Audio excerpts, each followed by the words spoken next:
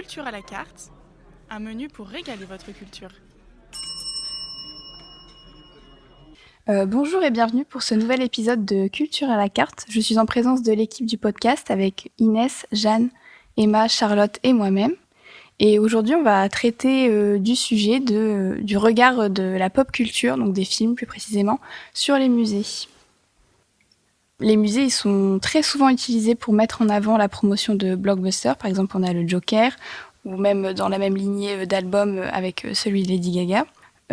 Notamment en lien avec des expositions spécialisées dans les musées. Donc ici, c'était le Louvre avec l'exposition sur les fous qui a eu lieu l'année dernière. En effet, il y a peu, on a eu droit à pas mal de promotions du Louvre par des artistes comme Lady Gaga avec son nouvel album, ou alors par le cinéma, comme on a pu voir avec le Joker. On peut voir que du coup, le Louvre acquiert une promotion par toute cette pop culture. Mais ça lui apporte beaucoup aussi, puisque ça met en valeur certaines expositions thématiques qu'il y a pu y avoir au sein du musée, comme l'exposition des fous, donc en lien avec le Joker. Donc on peut voir que, en fait, dans les deux cas, on a une sorte de coup de com' pour le musée et pour ses films ou ses albums. Voilà. Après, il faut préciser que la promotion, elle touche surtout les grands musées, donc comme le Metropolitan Museum à New York, la National Gallery, le Louvre, mais très peu les petites institutions. Et quand ça va être des petites institutions, elles vont pas être citées du tout. Je pense que c'est bien si on précise qu'on n'est pas étudiante du tout en cinéma, on n'est pas spécialisé, donc on a vraiment un point de vue d'historienne de l'art. Donc si jamais des spécialistes des domaines nous entendent et qui n'hésitent pas à nous contacter pour peut-être de futurs projets, on ne sait pas. Pour se prononcer un peu sur la question, ça pourrait être intéressant. Ce dont on voulait parler surtout, c'était l'impact que ça peut avoir sur notre imaginaire collectif, même peut-être notre carrière personnelle, puisque forcément on est influencé par toute une culture du musée qui vient pas seulement des études en histoire de l'art ou des ouvrages sur des œuvres, des analyses d'histoire de l'art, forcément. Il y a plein de films qui ont suscité notre vocation. Donc je vous propose qu'on passe à l'entrée et qu'on parle un peu en fait peut-être de la vision de l'atmosphère d'un lieu sacralisé finalement. Donc comment est-ce que le musée est filmé, comment est-ce que les films révèlent la vision que le public général peut avoir d'un musée. Donc les musées, c'est vu comme des institutions prestigieuses. Les films, ils ont tendance à filmer la façade, montrer les colonnades importantes. Il y a beaucoup d'utilisation du courant néoclassique aussi dans les films, dans l'architecture et dans les films du coup. Mais je pense aussi qu'il y a cette idée de, quand on montre un musée comme ça dans les films, qu'il soit identifiable rapidement pour les gens. Par exemple, la pyramide pour le Louvre, ce genre de choses. Je pense qu'il y a cette idée aussi. On peut commencer par citer un premier film, donc le Da Vinci Code, réalisé par Ron Howard en 2006, avec des acteurs comme Tom Hanks, Audrey Tautou, Jean Reno et Ian McKellen, qui met tout de suite en valeur l'architecture du Louvre, avec du coup, par exemple, comme disait Inès, la pyramide qu'on voit tout de suite, avec justement la scène où Jean Reno demande à Tom Hanks qu'est-ce que vous pensez de la pyramide, et Tom Hanks il est là, waouh, et Jean Reno fait moi j'aime pas du tout. Voilà, donc vraiment vision française et vision américaine, britannique, américaine. La manière de filmer un musée, ça va avoir beaucoup d'importance sur comment on va le percevoir, puisque ici, comment le Louvre est filmé dans Da Vinci Code, plutôt à l'introduction du film, ça va donner vraiment quelque chose d'intimidant, peut-être, pour un futur visiteur. Mais en même temps, on montre que le lieu est quand même chargé d'une histoire très forte. Pour continuer sur cette idée de l'utilisation vraiment du musée pour son aspect très prestigieux, pour vraiment son atmosphère, il y a le clip de Beyoncé, Ape Shit, qui est sorti en 2018, où très clairement elle utilise tous les très gros symboles du musée.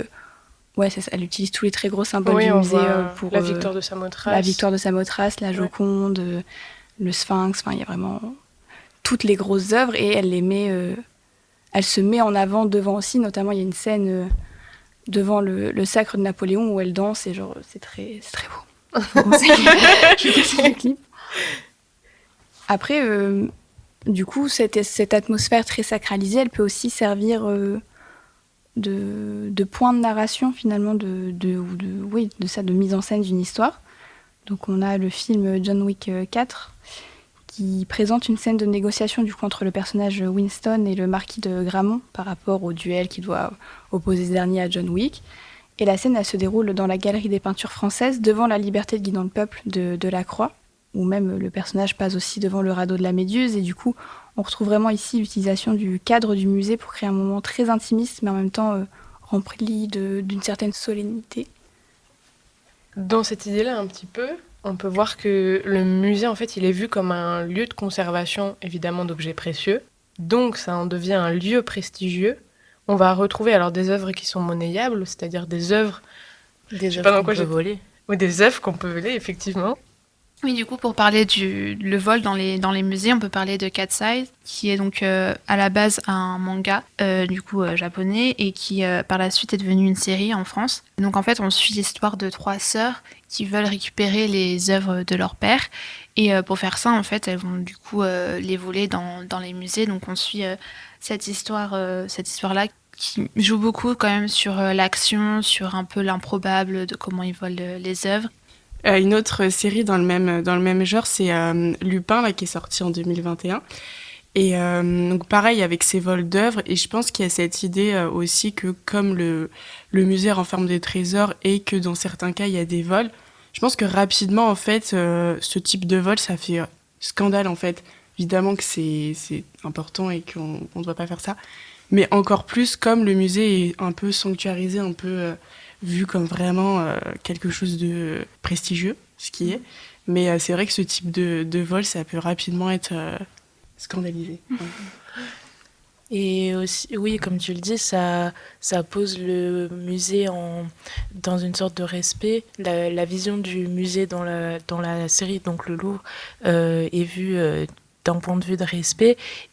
Et c'est quelque chose aussi qu'on retrouve dans les fameux films de cambriolage, les Ocean 11 et le reste. Et dans le dernier, le Ocean 8, il y a ce cambriolage qui est organisé pendant le Met Gala, donc au Metropolitan Museum. Et pareil, on a ce faste du musée, mais aussi de la fête en l'occurrence, où on va subtiliser ces joyaux. Et c'est toujours représenté d'une manière, je trouve, de respect, de mettre en avant le caractère prestigieux des lieux aussi, et que c'est aussi pourquoi les films s'y passent et pourquoi ils les volent aussi finalement. Toujours dans cette idée d'un lieu sacralisé, le musée peut être montré comme un lieu de contemplation. Donc par exemple... Oui, donc ça peut être un lieu vraiment apaisant, d'un peu de recueil, on va dire.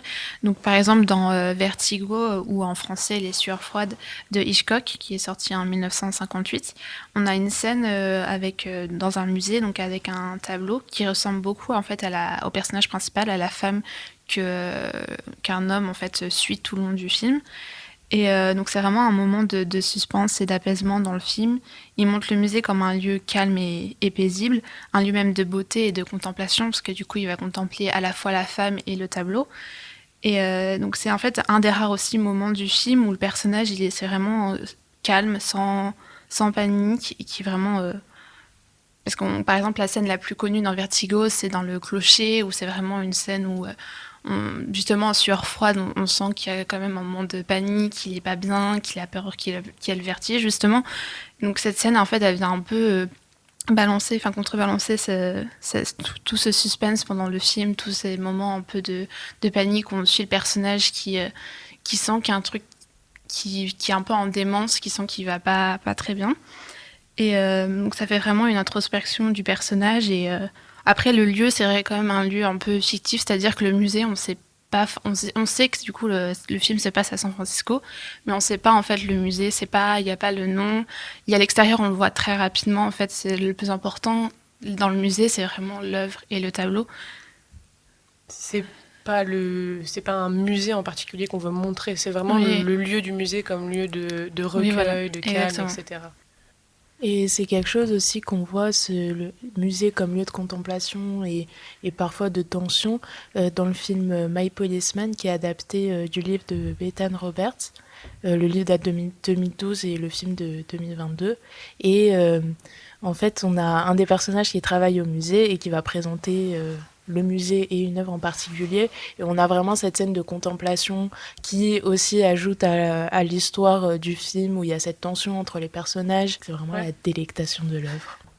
En fait, l'œuvre qu'ils sont en train de regarder, ça reflète vraiment l'intérieur des personnages, un peu leurs émotions. En fait, les œuvres deviennent un peu l'illustration de ces tensions qu'on peut avoir dans les personnages, mais entre les personnages eux-mêmes et dans la narration du film. On va passer au plat, donc après avoir parlé de la sacralisation du lieu, on peut parler de la désacralisation des musées. On va préciser que c'est selon une conception française du comportement qu'on doit avoir, qu'on doit adopter dans un musée. Parce que par exemple aux Pays-Bas, on est beaucoup plus libre de faire ce qu'on veut dans un musée, dans le sens où les enfants peuvent courir partout, on peut parler à voix haute, alors que c'est vrai qu'en France, on est là, on doit chuchoter, il faut qu'on soit calme, il ne faut pas qu'on dérange les autres. Donc c'est cet aspect-là qu'on va attaquer maintenant. Et aussi, on va se demander comment cette manière de présenter le lieu sacré et d'un autre côté le désacraliser, comment ça nous impacte nous en tant que visiteurs. Parce que peut-être que justement de désacraliser ce lieu, ça va le rassurer et peut-être l'inviter plus que de le présenter comme ce mont Everest à ne pas franchir, qui est le lieu des élites et qui est pas forcément très accessible. Et peut-être que du coup pour les musées, on va voir, ça va peut-être être un moyen de se rendre plus accessible aussi. Déjà, le cinéma en soi, ça permet d'accéder au musée hors les murs du musée, en quelque sorte. Alors, on ne visite pas le lieu en présentiel, en physique, mais on a quand même des images et on a quand même une approche du musée, en fait, en soi, puisque le cinéma nous emmène au musée. On a un petit exemple avec un film de Jean-Luc Godard, Bande à part. Donc un film qui a été réalisé en 1964. L'histoire du film, c'est 3 jeunes qui se rencontrent pendant un cours d'anglais, et puis il se trouve qu'ils vont organiser un braquage. Et juste avant de réaliser ce braquage, en fait, la fille du trio dit à ses 2 amis il nous reste 10 minutes avant ce braquage, et qu'est-ce qu'on peut faire ? Ils sont face au Louvre, et d'un seul coup, elle dit... Et il y a un homme qui a traversé le Louvre, qui a visité le Louvre en 9 minutes et 45 secondes. Comme ils ont 10 minutes devant eux, ils décident de faire la même chose et peut-être de battre ce record. Donc en fait, ce que le réalisateur nous montre, c'est une scène d'action. Aujourd'hui, c'est pas vraiment possible de courir comme ça dans le Louvre. Évidemment, je pense qu'on vous arrête avant. Il se trouve que pendant le film, d'ailleurs, ils battent ce record des 9 minutes 45. On sait d'ailleurs qu'ils n'ont sûrement pas visité toutes les salles parce qu'en 9 minutes 45, c'est absolument impossible de visiter tout le Louvre. Et du coup, ça contrebalance parce que le musée est plus vu comme un lieu de contemplation, puisqu'ici, on passe devant les œuvres sans même les regarder. Alors, le réalisateur nous fait un focus sur le sermon des Horaces. Alors, on peut y voir une symbolique de l'amitié, de la tragédie, en lien avec les relations qui unissent les 3 personnages qui sont au cœur de ce film. Mais ici, c'est surtout une provocation, un peu une profanation de ce musée, une transgression des règles de comportement qu'on peut avoir dans un musée qui sont montrées par le réalisateur. Et pour aller plus loin aussi, on peut rappeler qu'il y a un artiste suisse qui, comme performance, a battu ce record de traverser le Louvre, le record des personnages du film. Et du coup, là, on a vraiment une performance artistique où cette manière de profaner le lieu du musée un peu sacré devient une pratique artistique finalement. Et dans cette même veine de profaner un peu le lieu du musée, on a une scène du film Monsieur Poppers et ses pingouins où il y a Jim Carrey dedans. Donc pour faire rapide, l'histoire c'est que Jim Carrey il se retrouve avec des pingouins dont il doit s'occuper à New York, et il y a une scène dans le film où il y a, je crois, une soirée de charité au Guggenheim. Donc si vous connaissez pas le Guggenheim à New York, son architecture est très connue pour son architecture en hélice, où en fait on va visiter le musée en descendant du haut avec une pente un peu douce qui nous fait traverser tout le musée en tourbillon un peu. Et justement avec ces pingouins, ça va servir un peu l'histoire. Et du coup, dans le film, ils vont justement saccager un peu ce lieu et les pingouins vont descendre en glissant tout le musée. Et du coup, on a vraiment cette libération un peu du lieu. Justement, en plus, c'est pendant une soirée de charité, donc il y a un peu ce truc de...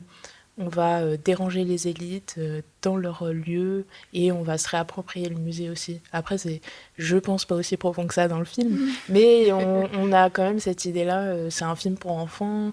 On voit ça quand on est petit. On est en mode Il y a un le côté Google absurde Icon. qui est quand même ah oui, plutôt côté drôle. absurde, très drôle. Du coup, pour aller encore un plus loin dans l'absurde, on a le film The Square par Ruben Östlund, qui est sorti en 2017, qui a reçu d'ailleurs la Palme d'Or au Festival de Cannes la même année. Du coup, on retrouve Elisabeth Moss, qui est connue notamment pour La Servante écarlate. On retrouve aussi Claes Bang, qui joue du coup le personnage principal qui s'appelle Christian dans l'histoire. Donc en fait, pendant tout le film, on va suivre Christian, qui est directeur du musée d'art contemporain à Stockholm, qui s'appelle le Ex-Royal Museum. En fait, donc, d'un côté, on a donc le château, en fait, du roi et de la reine, en fait, et un espace d'exposition contemporain. Et en fait, pendant ce film, on va suivre la mise en place d'une exposition avec Love the Square. Donc en fait, The Square, il est dit dans le film que c'est un sanctuaire où règne confiance et altruisme. En son sein, nous sommes tous égaux en droit et en devoir. Tout le long du film, c'est vraiment axé sur justement sur cette idée d'altruisme qui va avec cette œuvre d'art. Cette œuvre, en fait, elle est installée à la place d'une ancienne statue équestre. Donc on voit au début du film, en fait, elle est déboulonnée et même cassée, en fait, quand il l'enlève.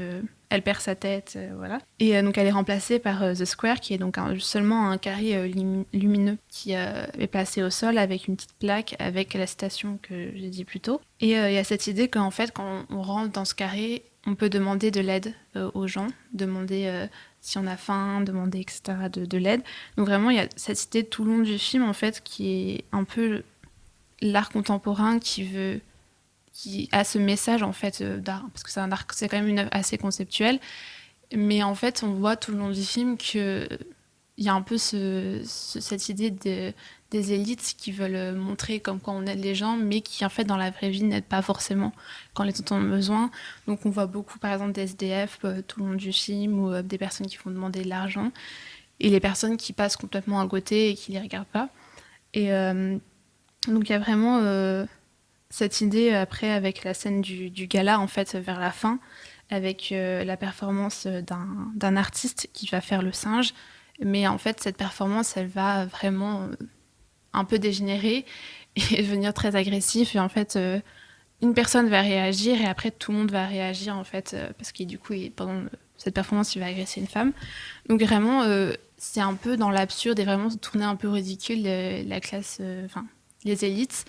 Et cette idée de l'art contemporain qui veut toujours avoir un message. Donc voilà, donc ce film vraiment il montre un peu les problèmes qu'on a dans la société et aussi l'art contemporain qui est un peu difficile vraiment à appréhender, qui veut donner des messages, mais on n'arrive pas vraiment à savoir en quoi ça a vraiment impacté les gens en fait, d'avoir ces messages. Est-ce que finalement l'œuvre là qui est présentée dans The Square, elle va pas toucher plus des gens qu'on pourrait penser qu'ils ne comprendraient pas cette œuvre? Et puis par contre, les gens qui devraient être plus aptes, entre gros guillemets, à comprendre cette œuvre, en fait, elles sont pas du tout touchées et pas du tout, elles se sentent pas du tout concernées par ça. Ouais. Et... Ouais. Ouais, c'est intéressant. Donc pour le dessert, on peut parler de l'aspect mystérieux et secret du musée qui finalement nous force à développer nous force, pas vraiment, mais développe un imaginaire tout autour du lieu. Le musée il est souvent vu à travers le cinéma comme un lieu clos, hors du monde, très souvent filmé de nuit, sans visiteurs, proche des heures de fermeture. Finalement, c'est des moments qui ne sont pas connus des visiteurs, donc ce qui laisse place à notre imaginaire. Les objets qui sont exposés, ça va être vraiment un moyen de se projeter dans un autre temps, de voyager. Dans cette même lignée, on a l'Agneau au musée, justement. Je pense que tout le monde connaît un peu ce film. Le premier, il est sorti en 2006, je crois. Et Donc vraiment cette idée-là de quand le musée ferme, on a vraiment le musée qui prend vie. Toujours avec cette idée de, je pense, un peu les œuvres peuvent raconter une histoire et là c'est vraiment le cas en fait. Donc toujours voilà, insuffler un peu la vie à des personnages complètement figés en fait toute la journée. Et donc là c'est vraiment vu aussi comme un lieu, encore une fois, désacralisé. Vraiment quasi comme une scène de jeu en fait, qui est vu comme beaucoup plus intéressant, un peu moins ennuyant avec cette idée toujours de ce qu'on disait tout à l'heure avec on doit regarder les œuvres et voilà, on comprend pas. Et le fait de faire vivre cette œuvre, peut-être que ça permet dans l'imaginaire des gens de mieux s'identifier à leur histoire ou le fait qu'elle soit vivante.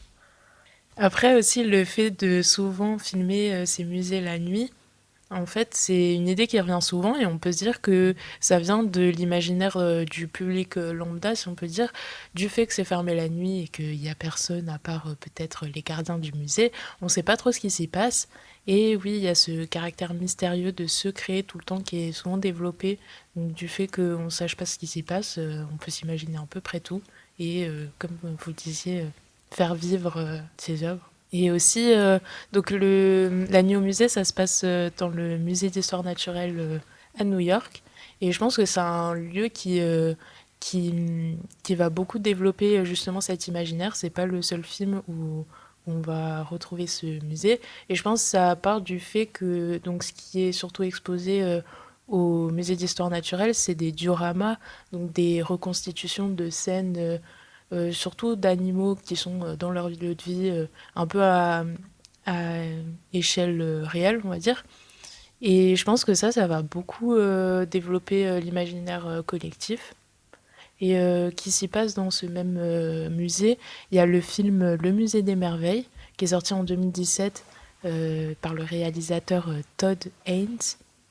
Pour parler rapidement du film, en fait, l'histoire c'est qu'il y a un garçon qui va fuguer et qui se retrouve à New York. Et on a en parallèle un récit un peu en miroir d'une jeune fille dans le même musée. Donc elle, c'est dans les années 1927 et lui, c'est en 1977. Donc déjà aussi, on a cet aspect assez intéressant de la comparaison visuelle de l'aspect du musée, ce à quoi il ressemblait dans les années 20 et maintenant dans les années 70. Donc on voit un peu l'évolution du musée qui était beaucoup plus classique à l'époque avec des petites colonnes dans les salles d'exposition et tout ça, des choses qui ont déjà disparu pour certaines dans les années 70. On a aussi dans ce film des scènes qui se passent la nuit où le musée est vide et on a ces petits garçons qui courent dans les couloirs du musée et qui se le réapproprient finalement. Et on a aussi des scènes que je trouve très intéressantes où les personnages sont face à ces dioramas. Mais c'est filmé d'une manière qui est super intéressante. C'est un focus sur les dioramas où on voit pas le cadre, on voit juste le personnage devant. Et du coup, on a vraiment l'impression de pénétrer dans l'espace du diorama et que ça soit réel en fait. Parce que filmé d'une telle manière, on pourrait presque s'y méprendre que l'ours ou le loup ou je ne sais quoi soit vraiment réel et présent. Et du coup, ça développe l'imaginaire à la fois des enfants qui sont dans les personnages du film, mais aussi du spectateur où on a vraiment l'impression que ça devient réel finalement. Après, il y a aussi l'imaginaire en tête un peu plus théorie du complot, un peu plus Cluedo dans l'idée. Donc on peut reprendre l'exemple du David Chicotte qu'on a cité plus tôt, avec l'utilisation du Louvre dans un premier temps et de ses symboles pour créer une vraie enquête. Le lieu est utilisé pour ce côté qui peut être très mystique. Le film entier se base sur du coup les symboles religieux, mais surtout artistiques par rapport aux œuvres d'art. Et du coup, ici, plus précisément, Léonard de Vinci, où on va avoir un peu comme une chasse au trésor, en fait, le début avec la Joconde, ensuite une Madone de Léonard de Vinci, puis après, on sort du musée, mais on va voir une description assez célèbre de la scène, du coup, de Léonard. Mais donc c'est toute cette utilisation du symbole et enfin ces symboles qui sont offerts par le cadre d'un musée qui mènent à la création d'une enquête et qui mènent hors les murs aussi, mais qui mènent à la création d'une enquête. Mais voilà, la recherche finalement du meurtrier, mais qui part beaucoup plus loin.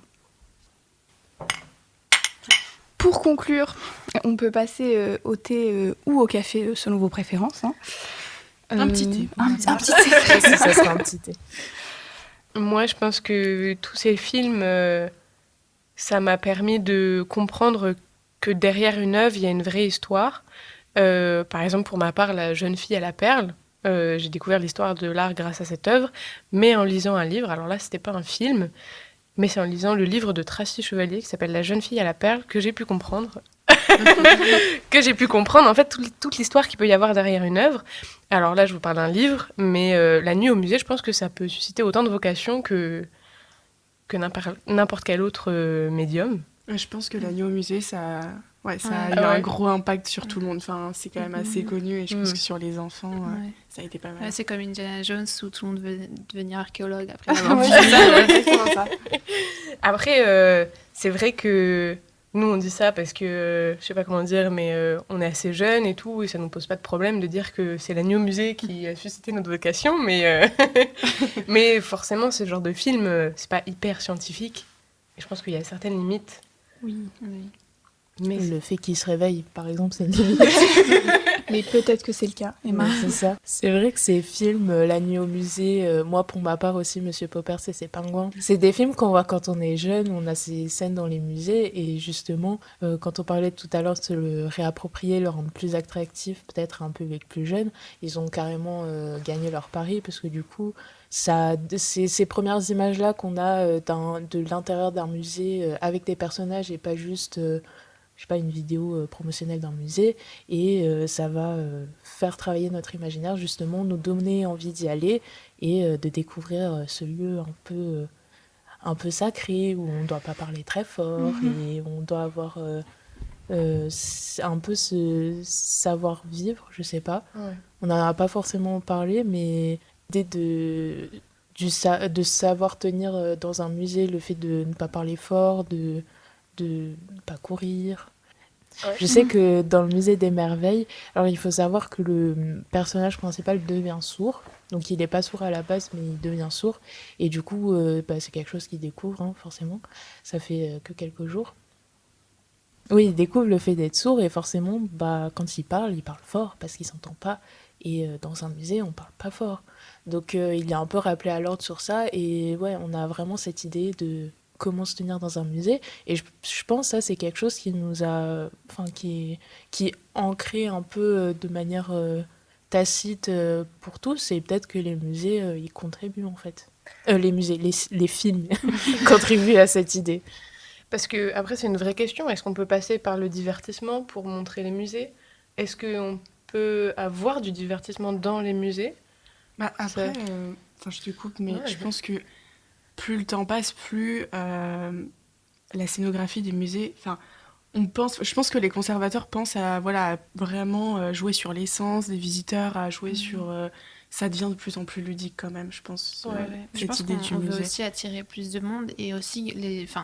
moi, je me souviens quand j'étais enfant et que j'allais dans les musées, je m'ennuyais un petit peu à regarder les tableaux, donc pour aussi attirer les enfants et aussi les impacts... comment dire ? Les attirer. Mais aussi les impacter, les éduquer en fait dès le plus jeune âge. C'est aussi intéressant d'avoir des trucs divertissants tout en étant quand même dans l'éducation, quand même en apprenant des choses, mais que ce soit quand même plus amusant que juste regarder des tableaux en fait où on se dit la nuit au musée c'était pas ça quoi. Ouais. Je pense que c'est même pas que les enfants, c'est tout le monde. Je pense qu'on retient plus quelque chose quand c'est ludique et quand c'est expliqué comme ça, que quelque chose où on se met devant un peu le fait accompli, on est en mode c'est quoi ce tableau, ça veut dire quoi donc c'est les enfants et finalement c'est tout le monde, hein. Faut pas se mentir. Mais du coup je pense aussi passer par les films et montrer comme ça un côté un peu plus attractif, un peu plus divertissant, ça amène les gens aussi à aller au musée et à franchir le cap en fait, à dire en fait c'est pas... C'est terrible. Ouais, c'est pas sympa les musées en fait. C'est impressionnant en fait. Ouais. Ça rassure le Ouais. visiteur avant même d'y aller, quoi. Après, il y en aura toujours qui seront... qui Réticents, s'y refuseront, qui trouveront Ouais. pas assez sérieux par rapport à... Je sais pas, je vois bien des musées des beaux-arts et avoir ce regard un peu de haut comme ça, en mode condescendant, Ouais, vraiment, qui trouveraient pas ça assez sérieux et que ça correspondrait pas à l'idée qu'ils se font eux du musée. Mm. Mais bon, Faut laisser le public se réapproprier cette C'est image. ça, exactement. Voilà. Mais du coup, moi, je trouve ça intéressant ce que dit Charlotte sur le livre, parce que là, c'est vrai qu'on a parlé des films principalement et de quelques clips de musique, mais c'est vrai qu'il y a d'autres médiums aussi qui peuvent nous toucher, et notamment la lecture. Donc, là, tu cites un livre, mais il y a les BD aussi, ou les romans jeunesse qui sont très, très peut-être parlants aussi pour un public large. Donc, moi, je pense notamment à la BD Musée de Chabouté qui a été éditée en 2022-23, qui reprend en fait un peu l'idée de la nuit au musée avec les œuvres qui prennent vie. Mais bon, on en parlera plus en détail à un autre moment. Mais voilà, donc c'est intéressant de voir les autres médiums aussi qui peuvent nous toucher. C'est vrai que dans la même idée, j'ai l'impression d'observer cette volonté des musées de se rendre plus attractifs à un autre public ces dernières années en proposant de nouvelles expositions et de nouveaux sujets. Et on a d'ailleurs, par exemple, le sujet de la mode dans les musées, des vêtements dans les musées, qui revient de plus en plus à la mode. Là, on a plein d'expositions qui vont avoir lieu, notamment celle au Louvre. La piscine à Roubaix, qui est le musée d'art et d'industrie, qui a depuis un moment maintenant exposé des créateurs de mode. On a vraiment cette volonté-là de se réinventer, de se rendre plus attractif. Et je pense d'ailleurs que de parler de mode dans les musées, ça pourrait faire l'objet d'un prochain épisode du podcast. À bientôt.